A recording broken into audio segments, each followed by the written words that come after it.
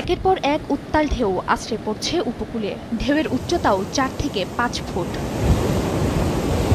ঘূর্ণিঝড় রিমালের প্রভাবে ভয়াবহ রূপে সাগর।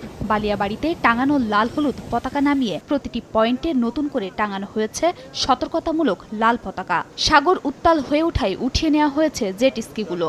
গত 2 দিনের আগের চেয়ে আজকের ঢেউগুলা অনেক বড় বড় হয়ে আসছে। সাধারণ যে দর্শনার্থী যারা আছে তারা খুবই কম নামতেছে সাগরে। কোনো পর্যটকদের আমরা নামতে দিচ্ছে না পানিতে, যাতে কোনো ধরনের দুর্ঘটনা না ঘটে সেজন্য আমরা সবসময় সতর্ক রয়েছি। ঘূর্ণিঝড় রিমালের আঘাত থেকে সম্ভাব্য ক্ষতি এড়াতে উপকূলীয় এলাকার মানুষ, মৎস্যজীবী ও নৌযানগুলো সচেতন করতে মাইকিং করছে কোস্টগার্ড। সাগরে থাকা লাইটারের জাহাজগুলোকে সতর্ক অবস্থানে যেতে দেওয়া হচ্ছে নির্দেশনা। এছাড়া নদী ও সাগর তীরের বাসিন্দাদের নিকটস্থ সাইক্লোন শেল্টারে আশ্রয় নিতে আহ্বান করা হচ্ছে। লোকজনের মধ্যে যে অ্যাওয়ারনেসটা গ্রো করার দরকার যে একটা ঘূর্ণিঝড়ের প্রভাব কিরকম হতে পারে, এবং এ থেকে বাঁচার জন্য আমাদের যে সাইক্লোন স্টেশন শেল্টার স্টেশন রয়েছে সেখানে যাওয়ার প্রয়োজনীয়তা তাদেরকে আমরা তুলে ধরছি।